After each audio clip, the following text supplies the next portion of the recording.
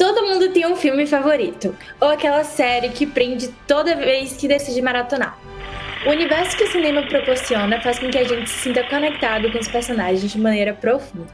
Mas você já parou para pensar sobre o que é preciso para trazer esses queridos personagens à vida? Eu que sou a louca da série sempre fico me perguntando o que rola por trás das grandes atuações que marcaram a evolução do cinema. Muitas vezes a gente nem imagina o que se passa por trás das lentes para poder desfrutar desse mundo incrível. Nessa edição, vem com a gente discutir sobre uma das maiores técnicas de preparação de atores, conhecido como o método. É hora de entender mais sobre a jornada de alguns atores que entraram de cabeça no papel. Eu sou Pietra Vanini. E eu sou Bárbara Souza, e fiquem com mais um episódio do Lollipop.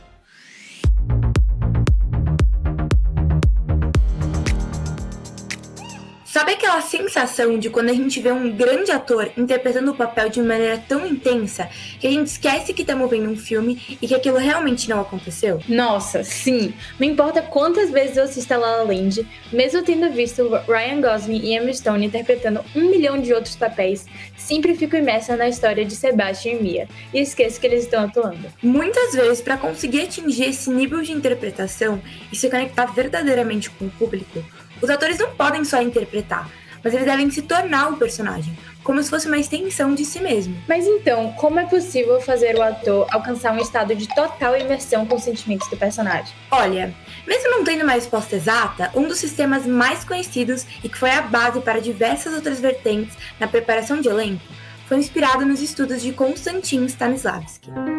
Ele era um ator de teatro russo que, depois de ter problemas de saúde, decidiu se aposentar dos holofotes. Mas calma, que isso não significa que ele parou de trabalhar nos bastidores. O cara se dedicou completamente a elevar a apresentação dos atores a um novo patamar, se aprofundando nos estudos da expressão corporal e vocal. Ele se tornou um grande diretor de atores e preparador de elenco, além de se especializar na formação de diretores. Em seus estudos, ele era completamente contra o clichê teatral, tendo repúdio pelas falas artificiais, gestos mecânicos e a movimentação exagerada. Ele juntou algumas técnicas para estimular o ator a se colocar no lugar da personagem, se perguntando como ele agiria em certas situações cotidianas e tentando entender quais os instintos que esse personagem ia ter. Quando faleceu, em 1938, deixou como seu legado o que foi conhecido como Sistema Stanislavski, que foi traduzido e repassado para o mundo todo. Só que é importante lembrar que seus estudos focaram na atuação do teatro, e isso só mudou quando sua obra chegou nos Estados Unidos. Lá, o sistema de técnicas de Konstantin abriu caminho para diversas discussões sobre o tema. E é aí que nasceu o método, onde foi desenvolvido aderindo diversas outras vertentes, cada uma com um toque diferente. Basicamente, o método consiste em uma experiência imersiva do ator com seu personagem, que ocorre anteriormente e ou durante as gravações, para que ele possa verdadeiramente sentir essas emoções. Months before production began on The Dark Knight, Ledger retreated to a hotel room and isolated himself from society, at which point he spent time writing a Joker diary and putting together disturbing image collages to help him get inside the character's head. A coisa pode ficar tão intensa que muitos preparadores de elenco consideram o método algo perigoso, que coloca em risco a vida ou a sanidade dos atores, dependendo da intensidade. Não existe necessariamente uma regra que o método deve seguir, porque isso depende da filosofia de cada diretor ou preparador e de até onde o ator está disposto a ir. O método se espalhou pelos Estados Unidos de maneira imbatível e logo se tornou muito conhecido. Mas ele só veio chegar no Brasil em 2009, 60 anos depois da invenção desse sistema. Bom, agora que você já tem uma noção básica do que é o método, vamos falar sobre alguns dos atores que realmente entraram de cabeça no papel. E para começar, a gente precisa falar dele, né? Ganhador do Oscar de melhor ator em 2016, Leonardo DiCaprio.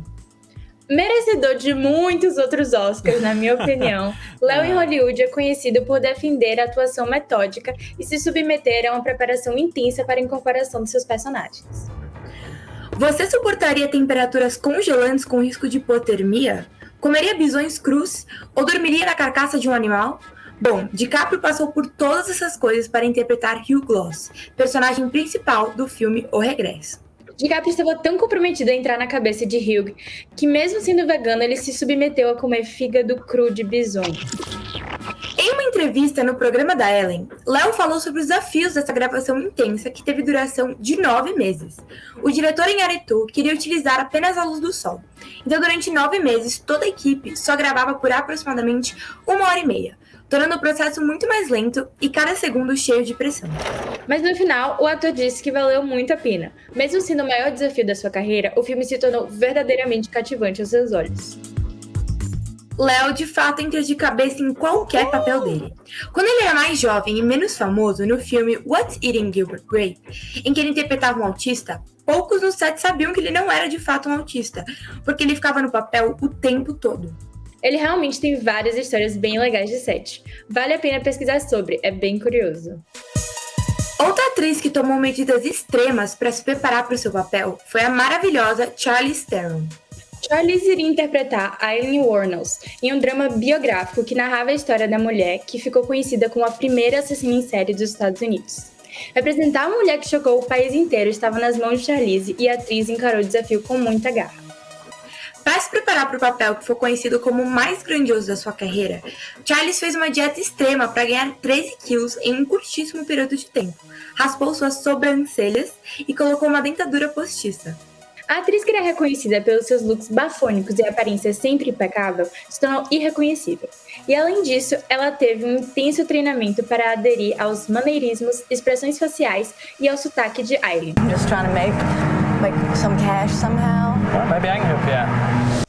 Mas todos os desafios e esse esforço renderam a ela o Oscar de melhor atriz em 2003. Uma recompensa e tanto, né? Com certeza. Além de Charlize, também temos que falar daquela atriz que você pode considerar maléfica. Ela mesma, a icônica Angelina Jolie. Angelina, que fez tantos filmes que a gente até perde a conta, é uma conhecida atriz metódica que teve como mentor ninguém mais ninguém menos que o próprio Lee Strasberg, um dos fundadores do método em Hollywood. Pouca coisa, né? E não é à toa que a atriz teve essa grande honra. A mãe dela, Marceline Bertrand, foi uma atriz que também treinou com o Lee Strasberg, fazendo com que a Angelina tivesse contato com esse mundo desde muito nova. Dentre tantos papéis grandiosos, um dos que mais chamou atenção em sua carreira foi Gia, estrelado em 1998 e dirigido por Michael Christopher. O drama biográfico contava a história de Gia Carangi, uma mulher com o sonho de se tornar uma supermodelo. Acompanhando sua chegada a Nova York, sua paixão e envolvimento com sua maquiadora e as reviravoltas que a induziram ao mundo das drogas e sua fatídica morte aos 26 anos de idade pelo vírus da AIDS. Para se preparar para esse papel, muitos meses antes da gravação, Angelina teve que se isolar do mundo exterior, quase que completamente. Isso tá me parecendo muito com o dia de hoje, hein? Credo! Ela estava tão comprometida com a personagem que telefonou para seu marido na época, o Johnny Lee Miller, para dizer que eles não se falariam durante as gravações. Ela dizia que estava sozinha, estava morrendo, era gay e que não ia ver ele por semanas. Realmente incorporando Gia. Isso só me faz pensar como deve ter sido muito louco para os parceiros dos atores que têm que acompanhar esse estilo de vida, sabe? Já Forest Whitaker entrou na indústria nos anos 80 e ficou conhecido principalmente pela participação em filmes de ação e suspense. Em 2006, Forrest assumiu o papel de Idi Amin, presidente de Uganda, no filme O Último Rei da Escócia, dirigido por Kevin MacDonald, um drama inspirado pela obra literária de Giles Foden. Nele, Amin, um ditador recém-empossado do país, se encontra com um médico escocês que o socorre em um acidente. Impressionado pelo rapaz e um tanto obcecado pela cultura escocesa, Amin convida o estranho Nicholas, interpretado por James McAvoy, para se tornar seu médico particular. Para entender a mente de Amin, Forrest aprendeu a falar Swahili, língua oficial da Uganda, ganhou 14 quilos e passou um período de tempo com a família de Amin. No total, o ator passou em média 3 meses na Uganda. Após uma performance incrível, ele ganhou um Oscar, um BAFTA e um Globo de Ouro. Merecidíssimo, na minha opinião. Outra atriz que realmente se jogou de cabeça no personagem foi Halle Berry, que teve um pequeno papel em Febre da Selva, estrelada em 1991. A atriz interpretou Vivian, uma mulher viciada em drogas. E para realmente conseguir entender a realidade e mentalidade de uma pessoa com esse vício, Berry visitou um ponto de crack e estudou o ambiente de perto, vivenciando tudo aquilo. E, gente, tem mais uma coisa. Berry não tomou banho por 2 semanas antes do início da filmagem. Que delícia, hein? Pra você que achava que Hollywood era só glamour, quero ver ficar sem tomar banho por 2 semanas. Pois é, sua performance em Febre da Selva definiu sua carreira e abriu muitas portas, possibilitando que ela fosse protagonista em filmes como Mulher Gato, Assim as Swordfish e A Última Ceia, filme responsável por seu Oscar de Melhor Atriz em 2002. Vocês estão percebendo um padrão aqui ou sou só eu? A maioria dos artistas que aderiram completamente ao método se tornaram muito conhecidos e ganharam diversos prêmios. Ok, então vocês já perceberam que essas técnicas não são para os fracos, né não?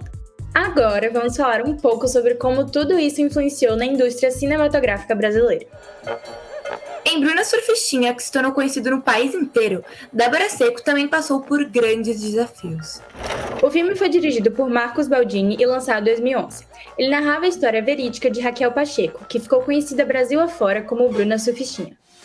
Raquel era uma garota da classe média paulistana que decidiu fugir de casa para se tornar uma prostituta. Adotou o pseudônimo de Bruna Surfistinha e, ao longo da sua trajetória, ela decidiu documentar sua vida através de um blog, que futuramente vira um livro publicado.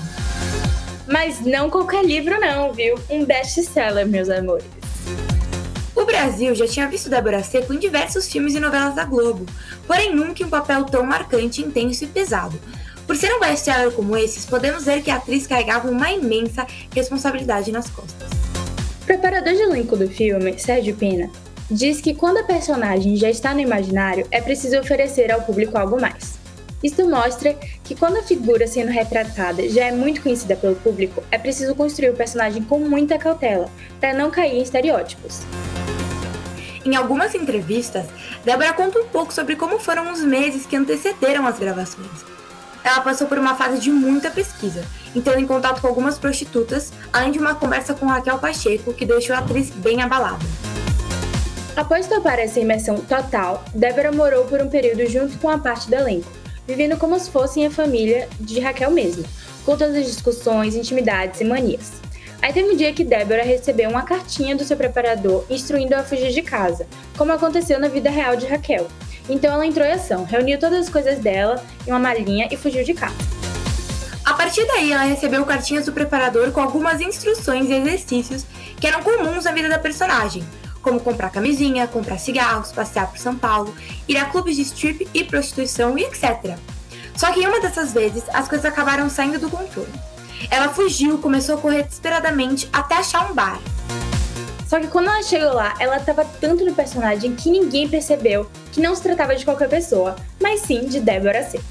Ela estava super assustada e a dona do bar achou que ela estava fugindo do cafetão dela. E no boteco, quando eu entrei, eu chorava muito, Cris atrás de mim chorando muito também. A mulher escondeu a gente atrás de uma parede falsa, onde tem as máquinas de caça-níquel.